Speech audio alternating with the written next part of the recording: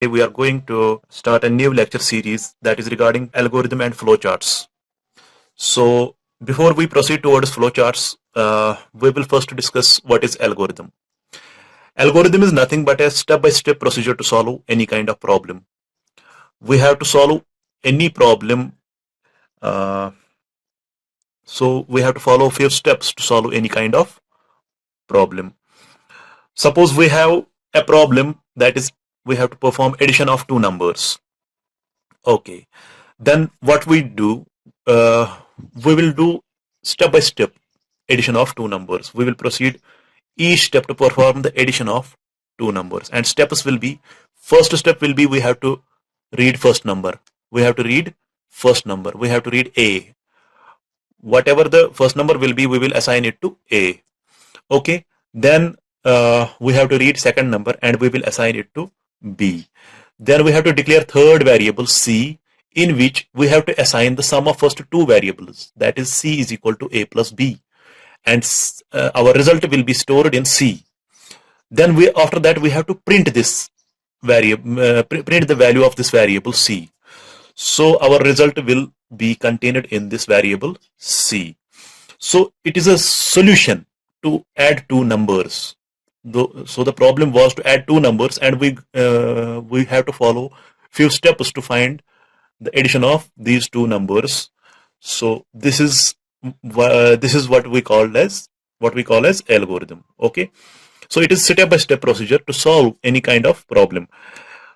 And in algorithm, each and every step should be precise.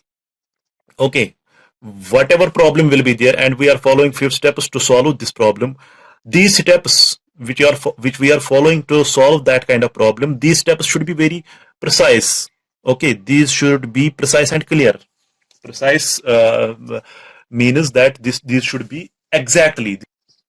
Each step should be performed in a finite time.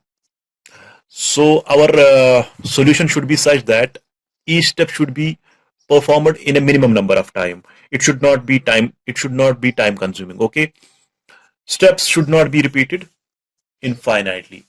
So if we are trying to solve any kind of problem through algorithm, we should have to take care of the thing that each step that we are each step that we are following, that we are mentioning in our algorithm, should not get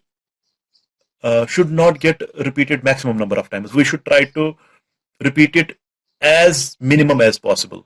Okay, and at the end, already I have told that it is a step by step procedure to solve any kind of problem. That means there should be some solution.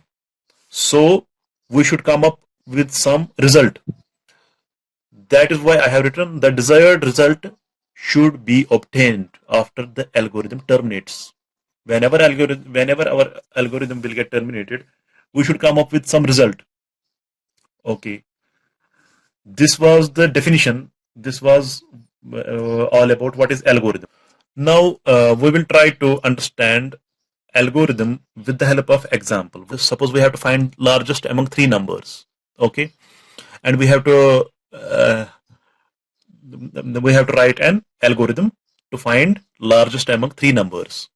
So first step, what should be the first step to find largest among three numbers?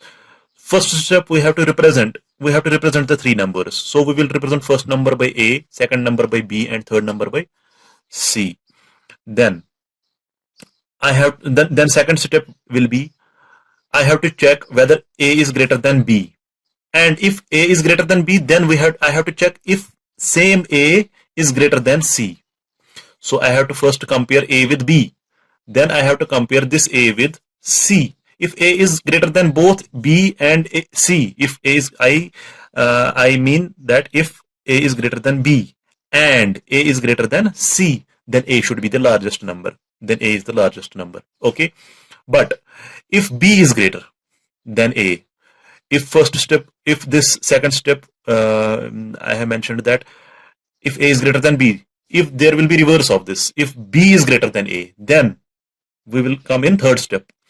So I am writing here, if B is greater than A, then I have to compare, if b is greater than a, then I have to compare b with c also. So I will write if b is greater than c. So this means that if b is greater than both a and c, then b is largest number. Okay. So at the end, if c is greater than a, okay, if c is greater than a and c is greater than b also, then c is the largest number. Okay, then c is the largest number. If a is greater than b, fine, but this condition, remember, if this condition is false and a is greater than c, that means c is greater than a. Here it is written that a is greater than c, but if there will be opposite of this, if will be greater than a, this will be fine, a is greater than b, but c is greater than a. So in that case, c will be greater. Same is the situation here. If b is greater than a, that is fine, but b is not greater than c.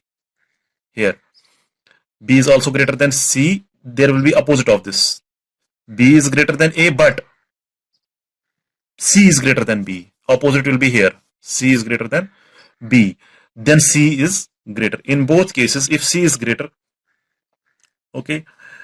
In first case, if c is greater than, of course it is greater than b also, because already a is greater than b. In second case, if b is greater than a, then c is greater than b. Of course c will be greater than a because b is already greater than a. Okay. Then in that case, c is greater. That is a simple example about algorithm to find largest among three numbers.